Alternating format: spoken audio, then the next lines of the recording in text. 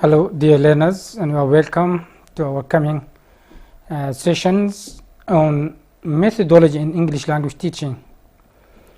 Last time we finished with lesson planning and the lesson organization and the visual aids, the necessary visual aids used in these lessons. Today hopefully we are going to start with this issue, which is classroom language. Classroom language. What is classroom language? Classroom language is the language used by the teacher to clarify and explain the material being taught, or just to risk remarks about the general atmosphere of the class, like checking the ventilation of the classroom, checking the seating, taking the attendance. Well, these instructions or the language used in these scopes is called classroom language. So it is mainly a refined language used by the teacher to make instruction to see that his class is going well. On part of the learners, we can see the effect of this classroom language. So classroom language, as we have said, is a language used by the teacher aside from the language he intended to teach inside the classroom. On part of the learners, the classroom language is very necessary and important. Why? Why use classroom English? First, to practice unconsciously English. The learners practice unconsciously English. Two, learn how to listen and pick out words.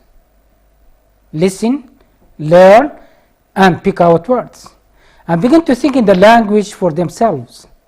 For these reasons, classroom language is important on part of the learners. They are going to acquire a language not planned to be learned consciously, so they learn it unconsciously. 4, to reduce the time of L1 interference. Classroom language reduce the time of L1 interference. 5, infer points from intonation and stress. The learners are going to infer points from intonation and stress. Also, they have extra practice in the language. The learners are going to have extra practice in the language itself. And 7, acquire patterns and lexes that have not especially been taught. So for these points, 7 points together, the classroom language is very important on part of the learners. What is classroom English? What is classroom English? It is a language which the teacher uses when she is greeting the classroom, beginning to chat, introducing himself, checking the attendance, getting organized in terms of seating, books and blackboard, maintaining discipline inside the classroom, confirming answers, for example, in saying good, that's correct, that is right, well done. All these are confirmation of answers on part of the teacher to the learners. In maintaining discipline, the kind of language that used by the teacher can say, well, sit upright, don't sleep, pay attention to this. So this is one function of maintaining discipline. Also, giving an introduction to the activities, the coming activities and the previous activities. Each activity done in class should be initiated by an introduction or instruction to see how it is done. So the language used to direct the learners is considered as classroom language. Also, for organizing groups and pair works, the teacher has to organize his classes using a certain language, refined language, to map out his class in pair words. You two together can be a pair. You, Ahmed, Muhammad, can be one group. So he has a kind of language to use in organizing groups. Also, the classroom language can be used for introducing different stages of a lesson. So for these all together, we can see the importance of classroom language. Also directing students' attention to pay attention to a certain activity, to a certain game, to a certain visual aids, to a certain structure to be emphasized. Directing students' attention can be used with a language that can be acquired, and using teaching aids also. Look at this picture. Who can you see here? So this is a kind of classroom language, can be learned and acquired, and gives practice and emphasis and extra time in using language inside the classroom. When and how to use classroom English. The teacher consider his students' age for this language. The language must suit their age, not to be tough language, complicated and sophisticated. Also their interest. If they are asleep in a class, he can break this monotonous of sleeping by using a classroom language to make them, yes, interesting in the classroom. Also their background. Their backgrounds can be, yes, decide the language that's to be used, and everyday life, and so on.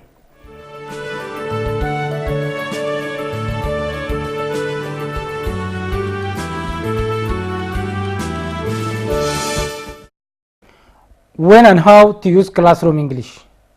The teacher considers his student's age, interest, background, and everyday life, and so on. So for all these, the teacher must consider the language to use, the age. He should use a language or choose a language that suits their age, not to be sophisticated and complicated and too difficult for their age. Likewise, their interest, yes, to make them happy, he should choose a language that to make them happy, and their background and everyday life, and so on. So classroom language could be decided by these things together: the age, interest, background, and everyday life. Well, our next issue is teaching the language skills. The first question that jumps to our mind is, what are the skills? What are the language skills? The language skills are speaking, writing, listening, and reading. Of course, they can be in any order. Well, these skills should be integrated in every class. In every class, we should use as many as many skills in one class. This is called integration of skills. If we use the 4 skills together, this could be better. If we use 3, could be good. So the most of them used in one class is the better. But which skill is preferable in real life? Is there one skill preferred at the expense of the others? Or are they altogether important? Of course, they are all important. We need a rise for every skill. It is important, that skill is important. But in real life, the skill that to be put in practice is the speaking skill. If, for example, a native speaker comes and meets you and asks you to point his way downtown, he could use the speaking skill. He asks you questions and you answer the questions. Of course, listening is shared here. And as I said, every skill is needed in real life. So these skills can be divided into 2 sets. Productive skills. By the productive skills, we mean speaking and writing. Speaking and writing. How do we teach the productive skills? A, teaching speaking. How do we teach speaking? Yeah. First, we start with the leading in. A leading in stage. An introduction. A presentation of the spoken language. This should be clear and should be explained meaningfully to the learners. And then comes the practice of this skill. The teacher, to practice the speaking skill, he should devise drills. What are drills? Drills are controlled oral exercises. The teacher should devise drills that suit the activities to make the learners practice the spoken language. And then comes the stage of using dialogues. Dialogues are usually between two or more characters. They take it in exchanges. One speaks, the other listens, and then also speaks in spoken language, and then the speaker, the first speaker, could be the listener. But there are stages for teaching a dialogue. First of all, you should isolate the difficult vocabulary items and present or pre-teach these vocabulary items.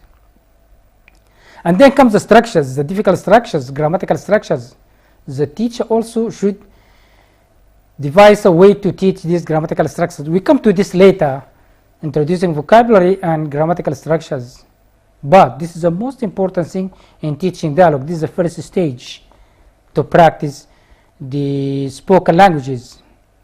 You make pre-teaching for the vocabulary, and then you teach grammatical structure that makes it difficult for the learners to continue with the dialogues.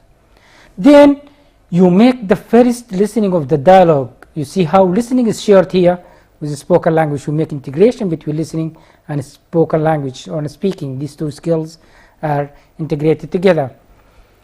So the learners listen carefully to the spoken language in a dialogue, and the exchange is done by the characters practicing the speaking, and listen carefully to check the correct pronunciation and to see the meaning of the pre-taught vocabulary is well done here, and again the grammatical structure to be understood. Then comes the turn of the second listening. In the second listening, the learners make sure what is the presented material is absolutely correct. And then comes the last listening or the final listening of the dialogue, and then the learner's role here is to repeat, whether silently or in spoken language, to repeat this dialogue. So in this way they can practice the spoken language or the speaking skill of the language. Then comes the writing skill. This is the second skill of the productive skill. How do we teach writing? Why teach writing first of all? Writing is taught for many purposes. First of all, to keep records for future. Then to consolidate the spoken language. To memorize for examinations. And for the purpose of the examination itself. The learners should answer their questions in examinations in written form. So these are the important items, important points for teaching writing. The writing has stages. The writing should be taught in stages. What are these stages for teaching writing? First of all, there is pre-writing stage. Pre-writing stage to train the learners their eye movement and their hand movement, because they're writing a new language. The direction of this language is different from their mother tongue. Of course, Arabic is written from right to left, while English is written from left to right. So this movement for the eye movement and the hand movement is very necessary to train them. This is the purpose of the purpose of the pre-writing stage. Then comes the stage of writing the letters. The letters are written in two forms, of course. The capital letters and the small letters. And we see the directions of these letters, whether they go up, down, diagonally or horizontally, between the 4 lines and the 2 lines. So these are the directions the teacher should point to his learners. And he should insist from the very beginning on the highest standard of writing these letters. When we come to connect the letters into words, we have three stages, different stages for writing. The first one is called control stage. Control stage means the learners are not free to write everything for themselves, everything under the control of the teacher himself. For example, he can devise an exercise in a well-written handwriting on the board, and he asks the learners to copy this piece of writing. This is called control stage. They have just to write mechanically what is written on the board. So the teacher insists on the spaces between the words, the spaces between the letters. The letters are correctly formed and written. Then when they master this stage, he could shift to the second stage, which is guided stage. The guided stage is still the learners are not have free hand to write. So the teacher has to point them sentences and exercises to be answered, and there are directions and there are hints and prompts to follow to answer these questions. So this is the guided stage. Still they are not free.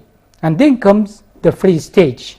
At the free stage, the learners are free to write and express themselves using the language taught in this class and the previous classes, connected together for the purpose of free cyclicity of the language itself. So free language, there is room for the learners to express themselves. This is sometimes referred to as the production stage. Well, if we come back to tackle some topics, teaching handwriting. Why teaching handwriting? As I said before, this language is a new language. It's a foreign language. To Arab parents, for example, if we have taken English as an example, then they have to see and to follow the hand movement correctly and to see the spaces and the standard height for each letter.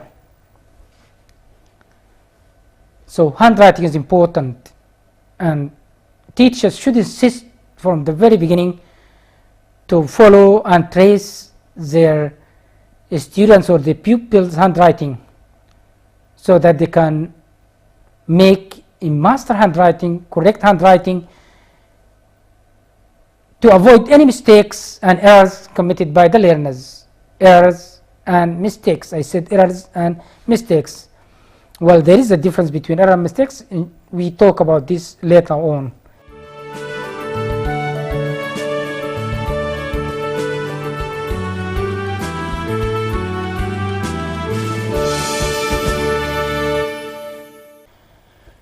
Yes, how do we write? How do we teach dictations? Well, writing dictation, well, can share three skills together: speaking skills, writing skills, and of course listening skills. So speaking, first of all, the dictation, the teacher is going to reading as well as practice. Yeah. So the teacher is reading the dictation first. The learners are paying attention to the passage or the essay being read. The teacher next, after the first reading, start to ask the spelling of some difficult words on part of the learners to make it easy for them, and write them on the board, of course. Then the learners are listening to what the teacher is reading. At the final stage, the teacher asks them, when he makes it easy for them to write, asks them to write the dictation. You see, in a dictation, in this activity, the teacher asks them to do or to practice the four skills together. So in dictation, as we have seen, is that the four skills are practiced in this activity. So the teacher should grade it. Start from the easy to the difficult to the more complicated. If it is too difficult from the very beginning, then the learners find it difficult and they cannot follow and they cannot do it properly. And it can stand at a parry between them to practice these 4 skills. Then you can move a bit further to see how composition is taught. So teaching composition and lengthy writing. Teaching composition and lengthy writing. While in composition sessions, the lengthy writing, the teacher should make hints and guided questions to be followed to complete this composition. So the teacher can make many ways to lead them to write composition. Of course, as the saying say, you can lead a horse to the place of water, but you cannot make it drink. So the teacher can bring pictures, as it is in the Chinese proverb. They say that the picture words 1,000 words. The picture words 1,000 words. So the teacher can bring a picture or a series of pictures, and then the learners can stimulate their imagination to form a full lengthy composition telling a story about these pictures together. Otherwise, he can devise questions, guided questions. While in answering these questions together, you can make again a lengthy composition, correct form composition. Of course, the teacher can point to the learners the general organization of writing composition, the paragraphing, the linkers, the semantic markers, what kind of word choice. These are all things that to pay attention to. But when the composition is written by the learners, how do teachers correct this written work? The written work, of course, the teacher has to devise symbols and write at the margin to denote T for tenses, S for spelling, G for grammar. These are symbols to denote or to check the written work. Also, the teacher can make the students exchange their exercises with their neighbors, and then each one to do the writing, and then you can return back the books to their to each one can take his exercise book and see which mistakes and errors committed in this written work. But I prefer the teacher's correction. The teacher could be a fair judge to his students' correction, but he should be meticulous and careful in his checking his students' exercises. There are some final advices concerning writing. The teacher should insist upon the high standard from the very beginning. The teacher should check regularly his students or his class written work. There are mistakes that can be developed by the learners, mistakes and errors developed by the learners that can be erasable. They cannot get rid of them in the long run. So the teacher should insist upon the highest standard, the correct form version of the written form from the very beginning. Second, the teacher should devise, not always to devise out of class homework. Most of the work should be done inside the classroom, but every now and then the teacher should assign them outside work. But the most important thing, this work, whether in class or whether out of class, should be checked by the teacher and should give them feedback, should give the learners good feedback, yes, to continue their writing. These skills should be given attention. These are called the productive skills, whether spoken or writing. Productive skills because we produce the language. In our coming session, we are happy to tackle the other skills which concern this language or the 4 skills of the language. Thank you. Till we meet in the next session.